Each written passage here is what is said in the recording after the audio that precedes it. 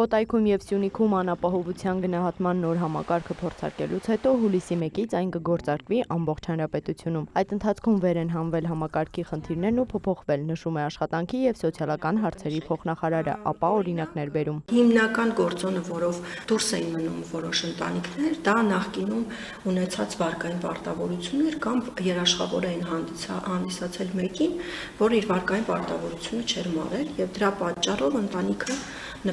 համակարգից դուրս էր մնում։ Հիմա մենք փոխել ենք եւ վարկի վաղեմությունը եւ հստակ նշել ենք, թե որքան ժամանակ մարումներ չպետք է լինեն, որ այս գործոնը բացառող չհանդիսանա։ Փոխվել է նաեւ հետեւյալ կետը. եթե նախկինում 18-ից 22 տարեկան կրթություն ստացող անձին եկամուտ չէր վերագրվում, ապա այժմ տարիքային սահմանափակումը հանվել է։ Այսինքն անկախ տարիքից, եթե անձը որոշել է բարելավել իր գիտելիքները, ապա իրեն եկամուտ չի վերագրվում։ Քաղաքացիները համակարգին ամեն ամիս դիմելու հնարավորություն ունեն, այսինքն եթե միջև փոփոխությունները դիմումը մերժվել է, ապա կարող են նորից դիմել։ Անապահովության գնահատման նոր համակարգում Կոտայքում և Սյունիքում այս պահին ներգրաված է 1280 ընտանիք։ Նպաստի միջին չափը նոր համակարգով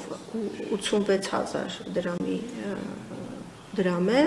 եւ առավելագույն չափ ունենք, որը նորից վերջին տվյալ եմ ասում, 280,000 դրամ նպաստի չափ։ Եթե համեմատենք հին համակարգի հետ, հին համակարգում միջին նպաստի չափը մոտավորապես 29,000 դրամ է։ Հին համակարգով, որում այս պահին ներառված է 46,000 ընտանիք, ուշադրություն էր դարձվում ընտանիքում հաշմանդամություն ունեցող անձանց տարեցների անչափահասների ներկայությանը, մինչդեռ նոր համակարգը հիմնվում է ընտանիքի աշխատունակ անձանց եկամուտների վրա։ Հաշվի առնում եւ անշարժ գույքի առկայությունը եւ շարժական գույքի առկայությունը, հաշվի են առնվում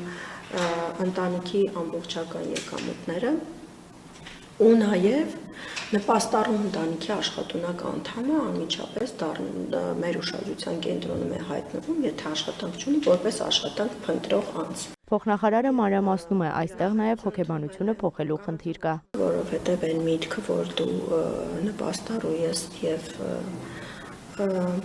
քեզ օգնում է, այսպես ասած, պետությունը քո հիմնական կարիքները բավարարել, շատ դեպքերում բերում է կախվածության, ինչպես դա փարոս համակարգում է։ Ըստ վիճակագրության համակարգում ընդգրկված ընտանիքների կրթության մակարդակը բավական ցածր է։ Այդ առումով մենք այն երեխաներին, որ մեծանում են այս ընտանիքներում, ավելի լավ կրթություն ենք ուզում ապահովել եւ տեսնել, որ նրանք դուրս են եկել այդ հոգեբանությունից եւ պիտի մտածեն իրենց ապագայի մասին արդեն իրենք։ Եթե համակարգում ընդգրկված անձն ընդունվում է աշխատանքի, դեռ 1 տարի էլ պետությունը շարունակում է օգնել։ Հին համակարգից նորին անցումը աստիճանաբար տեղի կունենա։ Նոր համակարգի պարագայում դիմումների ընդունումից մինչև որոշման կայացում ամբողջ ընթացքը թվային է։ Հնարավորինս բացառելու համար մարդկային գործոն է։ Էմմա Վարդանյան, լուրեր։